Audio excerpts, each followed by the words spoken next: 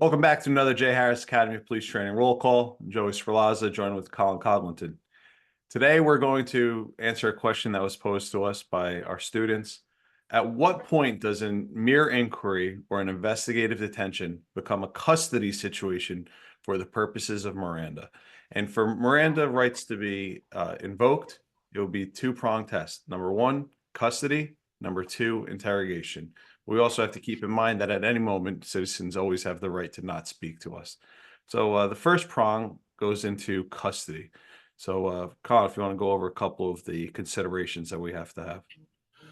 Yeah, so good way to approach this, right? We're all very familiar with the test or the analysis to determine whether we have a set of circumstances that are going to rise to the level of a Terry stop, right? Is somebody actually being detained? And we understand that that is not based upon the subjective intent of the officer, but rather an objective analysis and whether a reasonable person would feel that they are free to leave, right? And so, very similarly, what we're looking at with the issue of custody is, have we now elevated that detention to the next level? And here again, it's an objective analysis.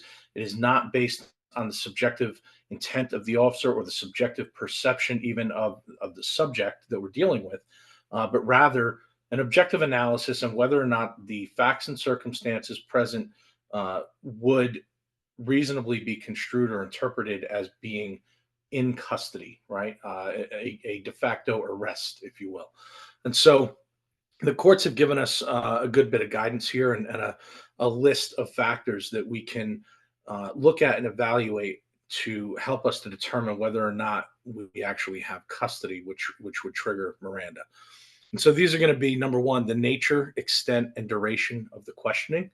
By nature of the questioning, they're talking about, are you looking for information? Are you trying to elicit statements or information that would be incriminating, right? You're not asking them for their pedigree information. You're not asking them things that are part of the booking process. You're asking them things that are going to help you determine their guilt as to an alleged crime, right? The extent and duration. Basically, what they're telling us here is be careful if you're dragging out your questioning for a long period of time, even if the person comes in voluntarily. If you've now got them in that room for hours upon hours, this may be creating a situation where it could be viewed as custodial.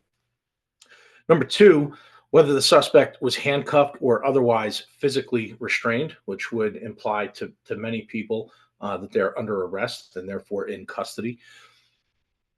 Now, a good one with that to keep in mind, many times during a Terry stop, it would be appropriate to handcuff somebody. And this is where the body worn cameras, just yet another example of how they're very useful and they're good for us. You put the handcuffs on somebody during that Terry stop, and it's appropriate to do so.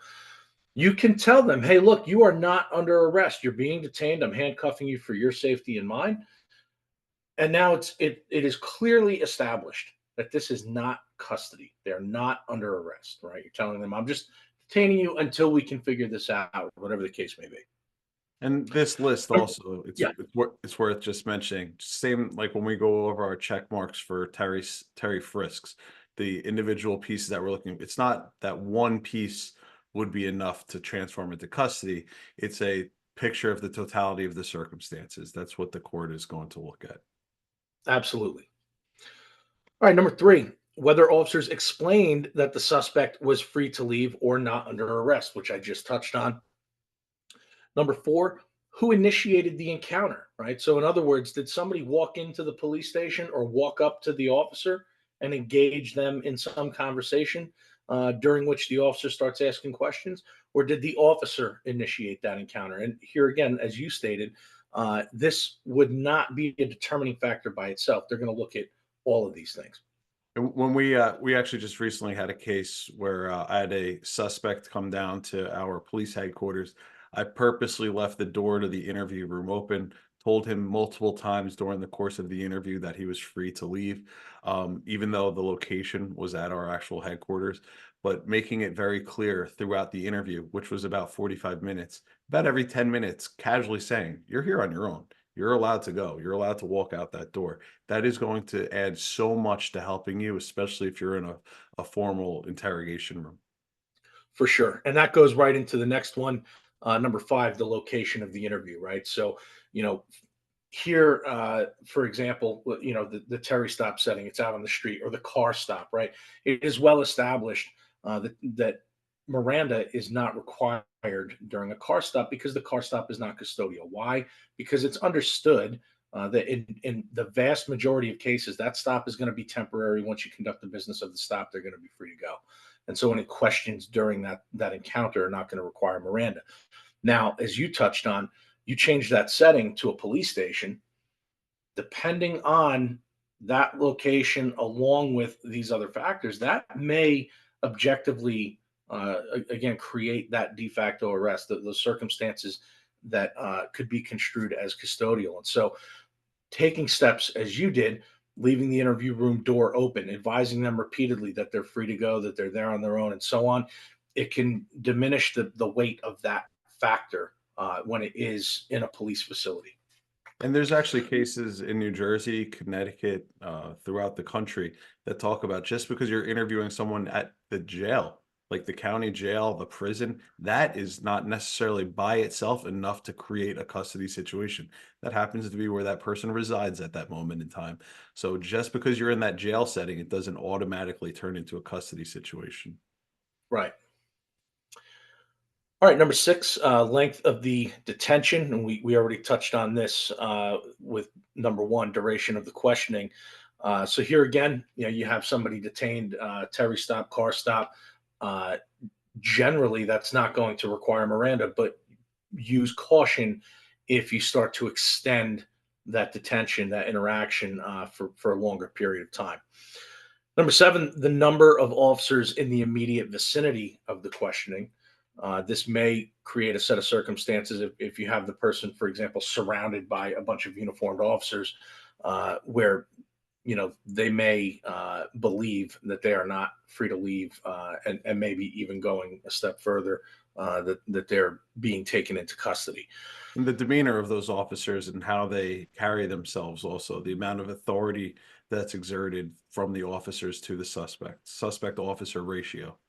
Right, right, and that also ties in very closely with this next one, number eight, whether the officers were armed. Now, obviously, here in the states, with the exception of a few maybe campus agencies, our officers typically are going to be armed. Now, you may have a departmental policy that says that if you are with somebody in the interrogation room, or you go into a correctional facility, you're going to secure your firearm. But generally, we're going to be armed, right? I think what they're really looking at with this one is more so that constructive authority is a weapon being displayed. And now they basically look at that as compelling statements, right? Not so much. I wouldn't go so far as to say that it's statements made under duress, but you're pointing a firearm at somebody, which may be in and of itself appropriate under a given set of circumstances, but you start asking them questions while you're doing that, uh, it could create an issue with Miranda. Now, we could go down a whole rabbit hole with that and the public safety exception and all that kind of stuff. So we don't want to overcomplicate it. Here again, it's a factor, not the factor, just something to be considered. And so moving on, number nine, whether the officers displayed their weapons or force of any kind was used before or during questioning, very much like what I just touched on with the previous one. And last, number 10, the degree to which the suspect was isolated from friends, family, and the public. Yep. And just to touch on a couple federal cases quickly, under U.S. versus Mendenhall from 1980, a person is seized within the meaning of the Fourth Amendment only if, in view of all the circumstances surrounding the incident, a reasonable person would have believed that he was not free to leave. And under Stansbury versus California from 1994, the ultimate inquiry is simply whether there was a formal arrest or restraint on freedom of movement of the degree associated with a formal arrest. The initial determination of custody depends on objective circumstances of the interrogations, not on the subjective views harbored by either the interrogating officers or the person being questioned. All right, and just briefly to touch on interrogation, which is the second prong. Custody plus interrogation equals Miranda. If you don't meet both of those prongs, Miranda would not be required, such as a typical motor vehicle stop, a typical mere inquiry, or even investigative detention. The term interrogation under Miranda refers not only to express questioning, but also to any words or actions on the part of the police that the police should know are reasonably likely to elicit an incriminating response from the suspect. That's Rhode Island versus Innis from 1980. And custodial questioning relating solely to the administrative booking process does not constitute interrogation, even if such questioning is being videotaped under Pennsylvania versus Munoz from 1990. So, on interrogation, in your experience, Colin, what have you seen to transform a mere inquiry that may meet the custody, but what language is the interrogation that we're looking for? Accusatory language is a big one to be cautious about. That accusatory language, whether you're making statements or asking questions, can certainly be deemed interrogation, and obviously when coupled with custody, it's going to give rise to Miranda issues. But I would say something to be aware of here, and this is not in any way uh, telling anybody to be sloppy. However, there's there's a doctrine known as harmless error. Right, we've seen this come up in a bunch of cases. There's one out of Atlantic City that's a great illustration of this, where narcotics officers are conducting an investigation. They have a guy under surveillance. They see multiple hand-to-hand transactions with this guy. He's part of a group. People will approach on foot. He'll walk off with them over to a different area, go into his sock, produce CDS in exchange for currency, and this happens numerous times. Finally, they move in on him. They take him into custody. They got him handcuffed. Now he is under arrest. He is now handcuffed. He is in custody. So we definitely have that prong. As they're conducting their search incident to arrest, and they're working their way from top to bottom of his person, which is pretty typical for most cops. They don't know whether or not he may have a weapon or anything, so they're going to do that methodical search instead of going straight to the stash, which they observed repeatedly, in his sock. So as they're conducting this search, one of the officers asks him, "What do you have in your sock?" Well, they already knew what he had in his sock, and they were about to search that area anyway. And that search was lawful as search incident to arrest. They had probable cause for the arrest, so there wouldn't have been any reasonable challenge to the discovery of that evidence in his sock. But technically, that question, when the guy answered it and told them it's whatever it was, whatever narcotics he had there, uh, you had custody, and you had a question that was asked that was intended to elicit an incriminating response. And the guy did, in fact, answer that question and give incriminating information. But when the courts looked at this, they said this was what they call a harmless error, because, again, they were about to discover that evidence anyway. That question and the subsequent response had really no bearing on the case. It didn't influence the discovery. It didn't provide any information that was relied upon at trial. And so, was it technically a Miranda violation? Yes. Was the case thrown out because of it? No. So when we look at some of these things, like the nature of the questioning and whatnot, certainly you have to be cautious. And it's always, when you're unclear, it is always better to err on the side of caution and go ahead and go through the Miranda process. However, it's good to know that if you're acting in good faith and it's a harmless error, the courts may give you a pass. Yep. And we have a whole full day class where we discuss Miranda, and it still doesn't cover everything. So impossible to cover everything in a brief video. But we hope that this helps you guys understand. Under that interrogation, one of the biggest things is that accusatory language and how you deliver those questions. Also, the way the information that you know prior to the questioning matters as well.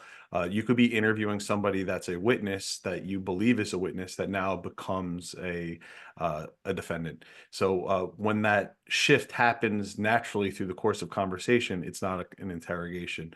But at some point, when you realize that this person is now your suspect, you should stop the questioning and Mirandize them.